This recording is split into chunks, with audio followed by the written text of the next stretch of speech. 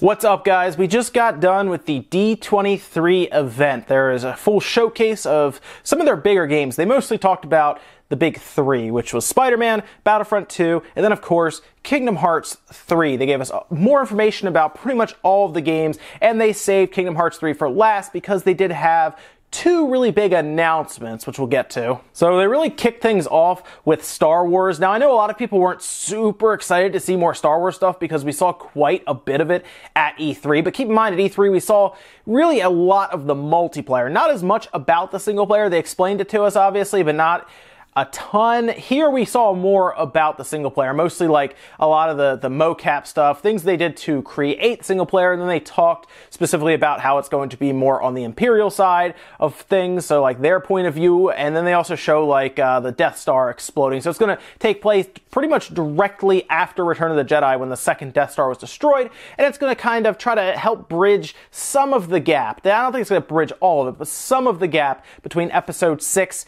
and Episode 7. Keep in mind, there's a ton of time there that they can create new original stories based around different characters. We also saw a quick shot of Luke kind of in the campaign. It looked like Luke Skywalker, so there's a chance that he is also a part of it, which would be good. I just hope, one of the things I was concerned about when I was watching it, I hope they don't go the way of making the main character into like a Jedi or a Sith in some way. A lot of times they tend to kind of, I guess, go that path where all of a sudden the main character learns that they can control the Force, and then, hey, now they're a Jedi, or in that case, a Sith. I hope they don't go that route. I also hope they don't have her become like a good guy. I hope she actually stays on the Imperial side and stays in what a lot of people seem to see as obviously the bad guys. So I hope it doesn't turn into, oh, she realizes that the Imperials are bad, and then we got to go help the rebels, because we've seen that story already. I would like something a little more original and just see her stay on the Imperial side and, you know, trying to crush the rebels. Now, we also saw some augmented reality stuff, which was,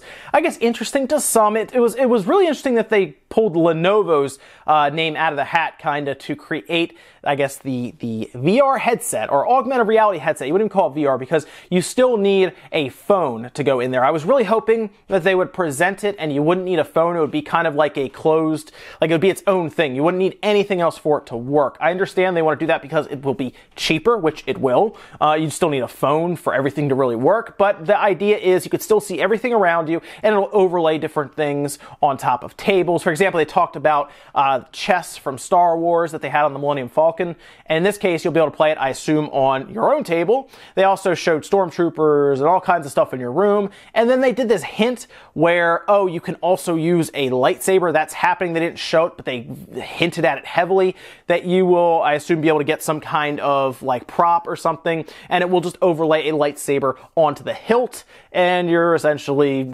you know, rolling around with a lightsaber. I don't really know what they would do from there, unless it's just more of like a tech demo or a very small game. Then we jump to the second game that was really big, and that's Spider-Man, and Spider-Man looks great. Now, a lot of people were kind of frustrated with the QuickTime events that we saw at E3, but when they showed more about the story, because I really wanted to see more about kind of the open world that we keep hearing about, right? This big open world sounds great, but we don't see a lot about it, at least in the initial trailer. We see more about it here, and we also find out that they are going to spend quite a bit of time, according to them, on Peter Parker's side, on his point of view, which is awesome, because that's something I think they've been missing in a lot of the Spider-Man games. They haven't focused much on Peter Parker's side. It's always been like, oh, you're controlling Spider-Man, go play as Spider-Man. And I get that. A lot of people want to be the superhero, but if they can take really Peter Parker's story as well, where you actually control Peter Parker, maybe do things like, well, they said he's 23, so he wouldn't really be going to class, but maybe he's doing things like going to work, obviously, as a photographer, freelance photographer,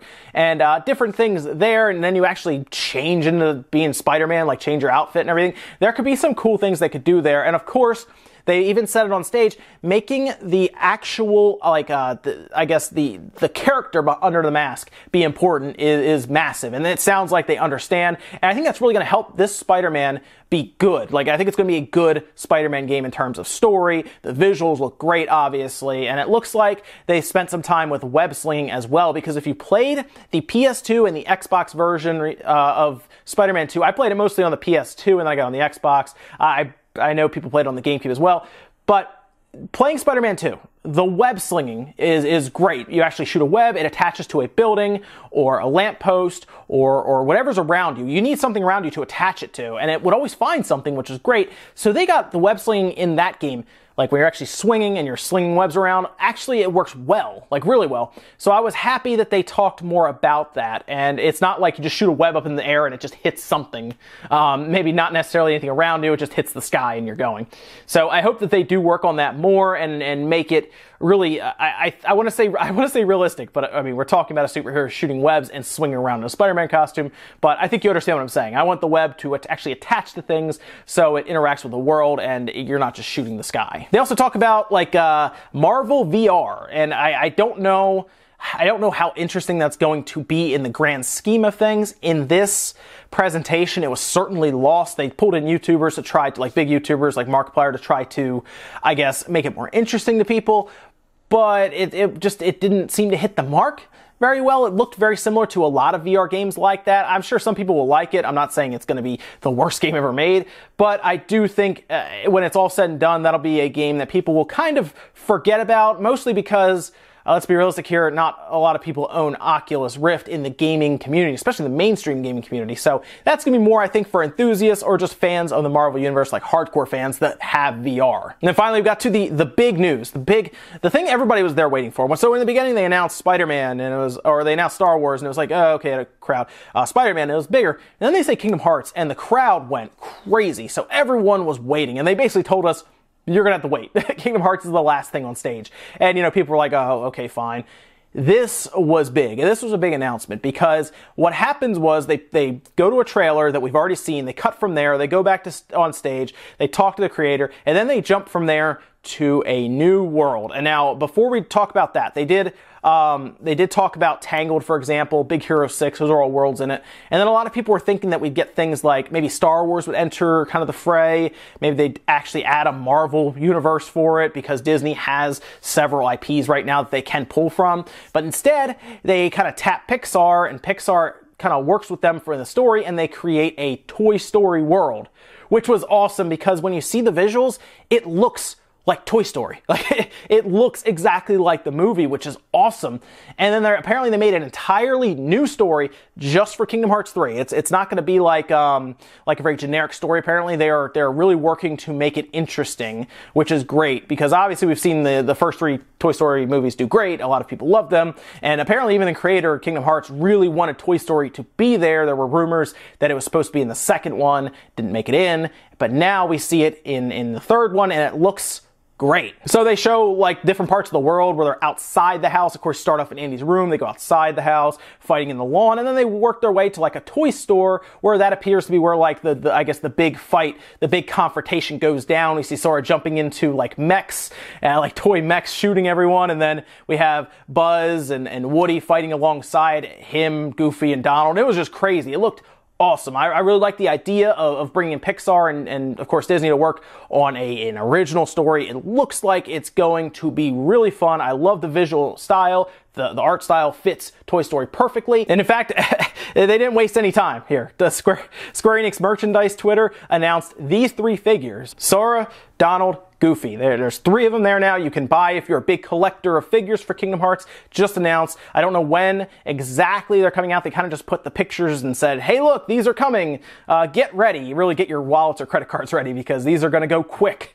But it's there also if you enjoy collecting the figures. And then we move on to the big announcement. I think a lot of us were going into this hoping, man, we need a release date, a release year at least. Please just nail it down in a certain window. And they did. At the end of the trailer, before the Toy Story logo flashed, we get the year 2018, much like they did with Spider-Man. So next year, we will get the Spider-Man game, and we will definitely be getting Kingdom Hearts 3, according to them. Now, we don't know exactly when in 2018 this is going to come out, right? We all pretty much assume at this point that it's going to be very close to 2019, because it'll probably come out holiday of 2018, maybe like November. So we still have quite a ways to go. It's still probably, 15, 16 months away.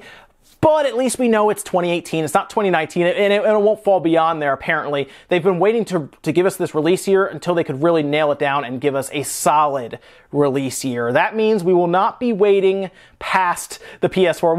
Won't be getting the PS5, and then, oh look, Kingdom Hearts 3 releases, much like how Kingdom Hearts 2 released after the 360 came out. That's not happening, so I'm happy about that. I'm excited for Kingdom Hearts 3 a lot. They also said we are going to get more announcements to come, which could be worlds, it could be all kinds of stuff, new enemies, allies, who knows. But now I am very excited for Kingdom Hearts 3, knowing that we will get it next year. It will not be a 2020 thing even. So now, really at this point, Square just needs to give us a date for Final Fantasy VII Remake so we can get really the big games coming out by them kind of nailed down in different time periods here. Yeah, overall, D23 was a good showing. Their games show was good. It dragged at times. You could tell really they were trying to fill space at times also, but for the most part it was entertaining. They showed us a lot of gameplay, a lot of news, a lot of really interesting behind the scenes story. I like that a lot. They talked to the developers and the creators, people doing art styles, and they really talk about how they put the game together with things like mocap, and they even show behind the scenes we're on computers designing and programming. So I liked it. I don't usually look at or even watch D23 at all, so this was a nice little introduction, I guess, to the convention. I've kind of been looking around on Twitter and things like that to see what's going on. So, good stuff all the way around. If you're a Kingdom Hearts 3 fan, let me know down below what you think about Toy Story entering the Kingdom Hearts universe. I think it's a great fit. It's super unique. I don't think anyone going into this, no one had Toy Story on the radar. We were thinking everything else.